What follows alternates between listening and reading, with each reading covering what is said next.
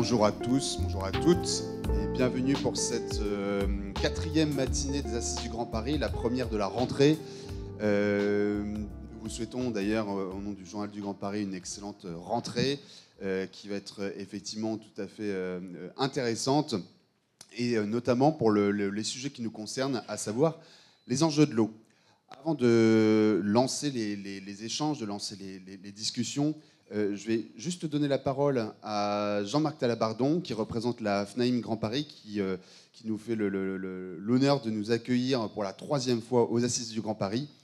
Et donc, pour tout cela, je vous demande de l'applaudir et de l'accueillir sur scène. Merci, Brieux. Je vais être rapide. C'est mon président, Olivier Principal, qui aurait dû être au micro ce matin. Malheureusement, il est occupé à la Fédération nationale pour des raisons politiques. Je crois qu'il s'est passé quelque chose hier, je ne sais plus. Donc voilà, c'est un plaisir de vous accueillir aujourd'hui au sein de ce beau bâtiment qui est donc la Maison de l'Immobilier. Donc j'espère que vous serez, c'est la première fois pour certains et j'espère pas la dernière. Donc oui, permettez-moi d'excuser effectivement Olivier qui néanmoins voulait vous transmettre ses salutations et son attachement à ces moments d'échange. Donc merci encore au Journal du Grand Paris d'être présent à nos côtés, partenaire depuis quelques années, tu l'as dit il y a quelques instants, avec une thématique aujourd'hui qui sera riche, en tout cas c'est tout ce que j'espère, sur ces échanges nombreux. Olivier m'évoquait aussi que ça pouvait être très intéressant donc, d'assister, donc je me ferai le porte-parole auprès de mon cher président sur ces discours et ces échanges pour pouvoir les transmettre en commission aussi, puisque nous avons dans ce beau bâtiment, juste à côté des salles qui nous servent justement sur des commissions métiers pour la transaction, la gestion locative, l'administration de biens et le syndic de copropriété.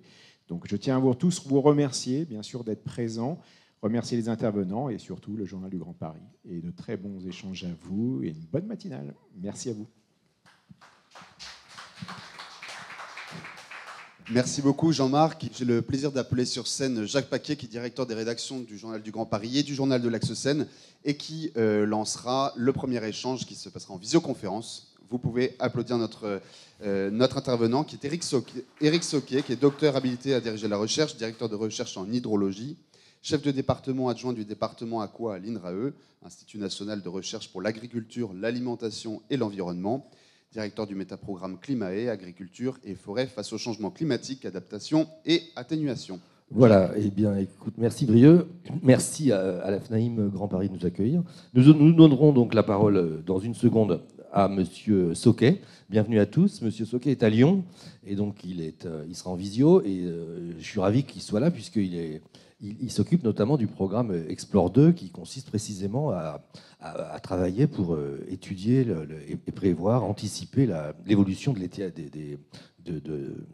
l'impact notamment du réchauffement climatique sur les niveaux, sur l'étiage de l'eau et ses conséquences, qui est le sujet de cette matinée qu'on va aborder sous différents aspects. Donc les défis on a scindé le sujet en deux.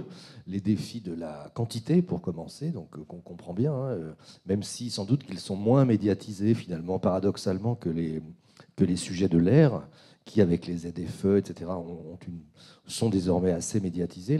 L'impact du réchauffement sur l'eau, peut-être les moins. Donc les impacts sur la quantité, première table ronde, et les impacts sur la qualité, deuxième table ronde.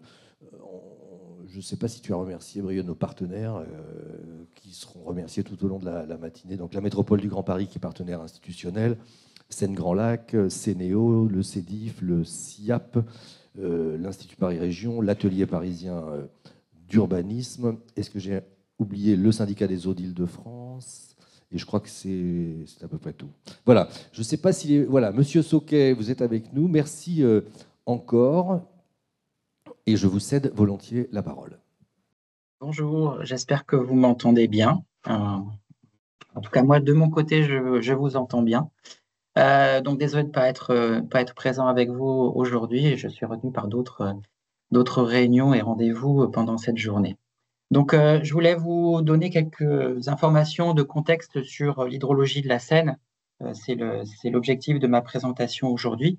Effectivement, je suis le porteur du projet Explore 2 et c'est une partie des résultats du projet Explore 2 que je vais vous...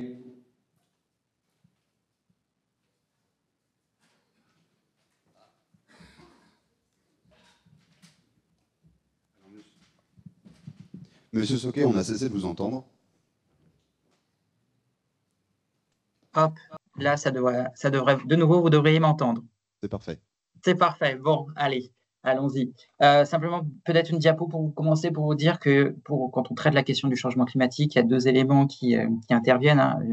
Il y a des études qui consistent à regarder le passé pour voir si dans les données que l'on a, qu'elles soient d'ordre climatique dans un premier temps, puis d'ordre hydrologique, en tout cas pour ce qui me concerne, on voit des tendances, des changements qui peuvent être imputables au changement climatique. Donc ça, ce sont un petit peu ce qu'on appelle des études de stationnarité, où on mêle observation et analyse statistique des données pour essayer de répondre, y a-t-il des signes précurseurs ou y a-t-il déjà des signes du changement climatique dans le passé récent, dans les données que l'on examine. Donc ça, j'en parlerai pas aujourd'hui. Il y a un site qui existe dédié à l'hydrologie qui s'appelle Macao, que vous pourrez consulter. Et donc moi, ce qui va m'intéresser aujourd'hui, c'est de vous présenter les résultats du projet Explore 2, où cette fois, c'est des outils de modélisation numérique qui essayent d'anticiper les futurs au travers d'un certain nombre de scénarios pour voir quel peut être notre futur en termes hydrologiques. Alors, quelques mots sur le projet Explore 2, très rapide. Un projet qui a commencé en 2021, qui va s'achever en 2025, avec l'objectif d'actualiser les connaissances qui ont été acquises lors d'un précédent projet qui s'appelait Explore 2070, avec des données beaucoup plus récentes et qui bénéficient évidemment d'avancées scientifiques, de modèles améliorés, que ce soit en termes d'hydrologie ou en termes de climat. Et puis, il y a un volet également accompagnement des acteurs, c'est-à-dire le changement climatique, même s'il est présent dans un certain nombre de politiques publiques, de planification, la prise en main des données reste toujours très compliquée. Donc, on a voulu également avoir un volet spécifique pour l'accompagnement. Donc, c'est un projet qui a bénéficié d'un gros volet scientifique, d'un gros apport des scientifiques, puisque INRAE a été le coordinateur, mais vous voyez en bas à droite qu'il y a le PRGM, EDF, Météo France, l'université, l'IRD, ces établissements qui ont contribué à l'exercice de modélisation et d'analyse des données. Donc, l'approche scientifique que l'on a suivie, alors désolé, les graphiques sont peut-être un peu petits, mais on reprend une étude d'impact qui est assez classique, où ici, pour l'hydrologie, pour le changement climatique, on a en entrée des scénarios d'émissions de gaz à effet de serre qu'on a repris du GIEC, une représentation du global du climat qui est donnée par des modèles qu'on appelle des GCM à grande maille. Et dans le cadre du projet Explore 2, l'effort a été porté pour donner une information à une échelle beaucoup plus réduite, donc de passer d'une échelle macro à une échelle beaucoup plus fine, de 8 par 8 km, hein, notamment pour décrire le climat. Et ça a été l'enjeu d'Explore 2. Et ensuite, l'autre enjeu, ça a été de passer du climat à l'hydrologie avec un certain nombre de modèles qui ont été appliqués à l'échelle France ou à l'échelle de grands territoires pour décrire la ressource naturelle.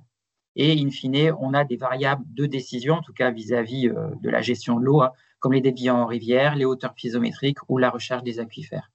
Je tiens à signaler que, je le préciserai tout à l'heure, ici on est dans une hydrologie naturelle, c'est-à-dire qu'on n'a pas considéré les usages anthropiques, les actions de prélèvement, les actions de stockage de l'eau. On est dans la capacité des bassins versants, toutes choses égales par ailleurs, à fournir du débit sous un climat modifié. Donc, on est dans une approche qui va être multimodèle, multiscénario. Alors, désolé, c'est du jargon, mais en gros, on a utilisé beaucoup de modèles pour pouvoir apprécier les incertitudes. Aujourd'hui, je ne parlerai pas des incertitudes, mais sachez qu'il y en a à différents niveaux de modélisation et il y en a également au niveau des scénarios d'émissions de gaz à effet de serre, puisque aujourd'hui, on ne sait pas si on pourra respecter certains engagements internationaux en termes de limitation de nos émissions de gaz à effet de serre. Donc, il y a des incertitudes à tous les niveaux. Et le fait d'intégrer plusieurs scénarios, plusieurs modèles, permet de les appréhender. Alors, je vais commencer par le climat, par vous donner des résultats. Donc, je ne vais pas rentrer dans la boîte à outils, hein, mais simplement vous donner des résultats un petit peu clés en termes de climat, à l'échelle France, hexagonale et Corse, dans un premier temps. Donc, on n'a évidemment pas trop de surprises, hein. Plus on met des gaz à effet de serre dans l'atmosphère, plus on a un réchauffement qui va être important, avec néanmoins un réchauffement plus important en été qu'en hiver. Et puis, si on regarde ce qui se passe à l'échelle de la France, on a une hausse qui est plus marquée sur le sud-est que sur le nord-ouest. En termes de précipitations, c'est un peu plus compliqué. On a des incertitudes sur l'évolution des précipitations, du fait notamment de la position géographique de la France, qui est dans une zone de transition entre un nord de l'Europe qui sera plus arrosé et un sud de l'Europe qui sera plus aride. Donc, on est dans cette frange.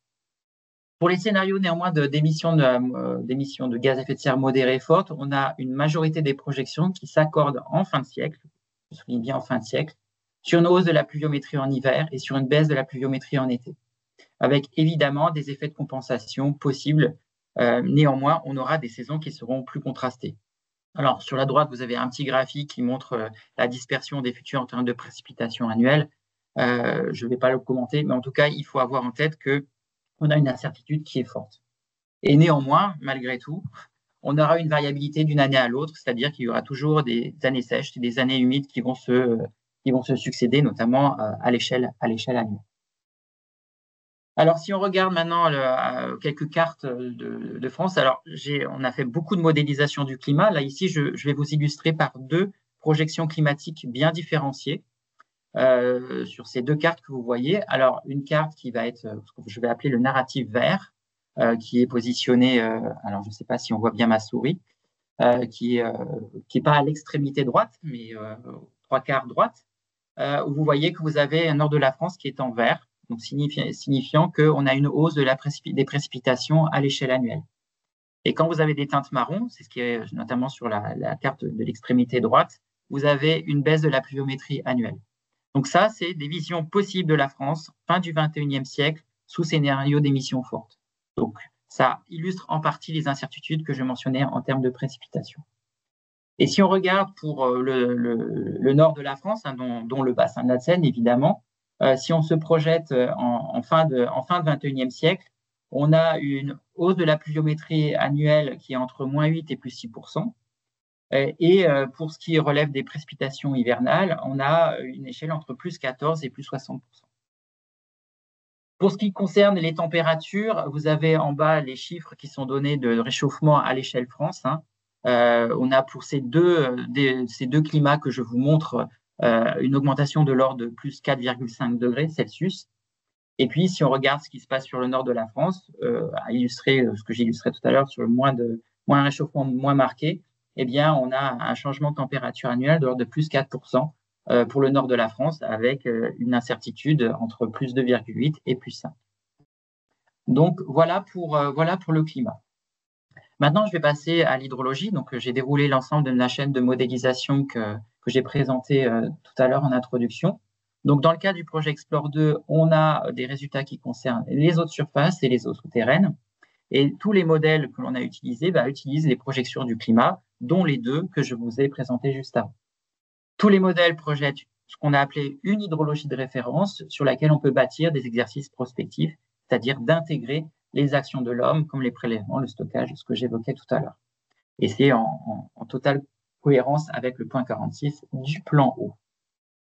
Alors, on va retrouver nos fameux narratifs vert et orange, mais donc ça, c'est la digestion, entre guillemets, des climats que j'évoquais tout à l'heure par des modèles hydrologiques. Donc, cette fois, on est dans la rivière et chacun des points que vous voyez, vous pouvez voir, j'espère, correspond à un point de simulation où on a une estimation des débits futurs. Donc, en haut, vous avez les deux cartes qui présentent l'évolution des débits hivernaux sur l'ensemble de la France. Donc, on voit encore qu'il y a un effet lié au contraste en termes de pluviométrie, puisqu'on a un nord de la France qui est plutôt en vert, signe d'une augmentation des débits hivernaux, et puis une grande partie également des Alpes, mais ça, je ne rentrerai pas dans les détails. Et puis le narratif orange, donc le climat orange, qui lui donne plutôt une vision très sec, avec une diminution des débits sur la partie nord de la France. Donc on voit qu'on a des augmentations qui sont sensibles sur les reliefs, mais ça c'est du fait de la neige, je reviendrai dessus si vous avez des questions. Et puis pour l'évolution des débits d'hiver, on a également un conditionnement fort par les précipitations. Donc l'incertitude sur les précipitations se transfère évidemment sur les débits hivernaux. Passons maintenant au débit d'étiage. Donc, c'est un débit que j'ai choisi. Donc, on retrouve pareil aux 3/4 en bas à droite la carte d'évolution des étiages entre aujourd'hui et la fin du XXIe siècle pour le narratif vert, et puis juste à côté le narratif orange. Donc là, on a des couleurs quasiment intégralement en marron, enfin les points quasiment intégralement en marron, signe d'une diminution des étiages qui est généralisée à l'échelle du territoire. Donc, même s'il y a une augmentation des précipitations hivernales, notamment, qui bénéficient en termes de recharge, eh bien, les étiages se retrouvent grevés d'un certain nombre de volumes par rapport à aujourd'hui, puisqu'on a une diminution quasiment totale et quasiment certaine sur l'intégralité du territoire. On a une intensification évidemment également de sécheresse du sol, et puis si on regarde des tout petits cours d'eau, on n'est plus sur la Seine, hein, mais une augmentation des risques de cours d'eau à sec. Pour signaler qu'il y a également des aquifères, l'évolution des aquifères qui a été modélisée. Vous avez ici une carte, alors 3/4 à peu près au milieu de la diapo qui correspond à la recharge, l'évolution de la recharge, avec les deux narratifs que j'évoquais, mais cette fois structurés en bande horizontale. Vous avez le vert, où vous avez une recharge très active sur le nord de la France, et le narratif orange, où là, vous avez quelque chose qui est plutôt en diminution en termes de recharge annuelle sur l'intégralité de la France. Et la réponse sur la droite en termes de piézométrie. Donc, sur le nord de la France, on a la chance d'avoir la plateforme AQFR qui a permis d'avoir une connaissance de l'évolution de la piézométrie qui, on voit, est fortement corrélée au niveau de recharge. Un dernier élément concernant la Seine, ça c'est pour vous montrer des choses qui peuvent exister, qui peuvent vous intéresser, puisqu'on a fait des fiches de synthèse sur l'ensemble des points de simulation que vous avez pu voir. Et ici, vous avez notamment sur la droite une évolution, enfin pas une évolution, pardon, les débits de la Seine à Pose, avec notamment en orange et en vert, il y a d'autres couleurs également que je ne vais pas détailler, qui présentent l'évolution des débits pour ce cours d'eau à l'horizon en fin de XXIe siècle. Et on voit là ici la dynamique qui reste la même qu'aujourd'hui, hein, avec des débits qui sont importants pendant la période hivernale, et puis une baisse des débits pendant la période estivale, mais simplement l'intensité des débits est différente, évidemment, du fait du changement climatique. Quelques derniers éléments sur l'évolution des débits saisonniers. Ici, une synthèse, pareil, des changements des débits saisonniers en fin de XXIe siècle pour le scénario d'émission le plus fort. Donc, vous voyez les 4 saisons qui apparaissent. Alors, c'est des stats qui sont agrégés à l'échelle de l'ensemble du bassin de la Seine. Donc, si on regarde, par exemple, pour l'hiver, donc c'est sur les trois valeurs du tableau de gauche tout en haut, eh bien, en gros, on a une augmentation, là, si on regarde l'ensemble des projections qu'on a produites, on a globalement une moyenne autour de plus 16% de débit en hiver, mais on a une gamme des possibles entre moins 8% et plus 31%. Et puis, si vous regardez ce qui se passe en été, donc c'est ce qui est JJA dans notre jargon pour désigner l'été, eh bien, on a une moyenne autour de moins 16%, avec une baisse jusqu'à moins 34 et une augmentation dans certains cas, mais c'est très rare, de plus 4%. Vous voyez que c'est très, très minime. Alors, pour conclure sur les messages d'Explore 2 sur la ressource, quand on regarde ce qui se passe en termes de débit annuel, on a des évolutions, certes, mais avec beaucoup d'incertitudes. Il y a peu d'accords sur l'évolution, sur le changement de signe entre aujourd'hui et la fin du XXIe siècle. Est-ce qu'on a une hausse ou une baisse? Sur la partie sud, malheureusement, on a une baisse des débits annuels qui s'affirme de façon très, très forte. Pour les débits d'hiver, on a une majorité des projections qui s'accordent sur une hausse des débits en hiver, mais on peut avoir, comme le cas du narratif orange, des baisses. Pour les débits d'été, on a une majorité des projections qui s'accordent sur une baisse des débits en été, ça c'est quasi généralisé. Et au final, du fait des contrastes qui seront les plus importants en termes de pluviométrie, eh bien, on aura des régimes hydrologiques qui seront plus contrastés entre l'été et l'hiver. En termes de recharge potentielle des aquifères, une augmentation au nord de la France. Ailleurs, c'est une relative stabilité. On a on a des spécificités sur le bassin de la Seine, à l'origine notamment d'incertitudes qui sont fortes. On a des effets de compensation qui se manifestent en termes hydrologiques. avec vraisemblablement une recharge qui sera plus active, qui devrait, en théorie, bénéficier aux étiages estivaux, mais on a un effet antagoniste du fait d'évapotranspiration plus forte, de reprise de l'eau par les végétaux, et une baisse des précipitations estivales. Donc les modèles hydrologiques ont des difficultés à s'accorder, puisque ces effets de compensation, évidemment, ils agissent dans des sens différents. Et quoi qu'on fasse, quoi qu'on dise, il y aura une variabilité également des années sèches, des années humides, comme ce qu'on en a aujourd'hui, et qui héritent de la variabilité naturelle du climat. Conclusion générale, le projet Explore 2, il est fini. Il a produit un ensemble relativement inédit en termes de projection climatique. On a plus de 2500 points de simulation pour l'hydrologie. On a un climat qui est à l'échelle 8 par 8 km, des données journalières de débit, de température, de précipitation. Ces données sont des briques déjà utilisées, notamment dans la prospective eau 2050 de France Stratégie, et puis d'analyses de vulnérabilité qui ont été menées dans les agences de l'eau dans le cadre de leur plan d'adaptation. Tous ces résultats sont mis en ligne, notamment les derniers relatifs à des besoins exprimés par rapport à la TRAC. Et puis, si on regarde vraiment ce qui se passe en termes plus généraux, au-delà de l'hydrologie pure, il y a évidemment des questions sur la gestion de l'eau, qui ne doit certainement pas être la même qu'aujourd'hui et qui sera évolutive en fonction du 21e siècle. Et puis, de mentionner que chaque territoire est spécifique du fait de trajectoires climatiques sur le territoire et donc des stratégies d'adaptation qui sont certainement à différencier et qui pourraient nécessiter de revoir des choix, notamment en termes de partage de la ressource. Voilà, je crois en avoir fini. J'espère ne pas avoir été trop long. Merci beaucoup, Éric Soquet. Est-ce qu'il y a quelques questions dans la salle? On peut prendre une ou deux questions.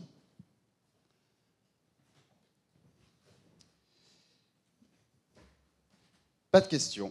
Eh bien, merci beaucoup, Éric Soquet. Merci infiniment pour votre éclairage passionnant.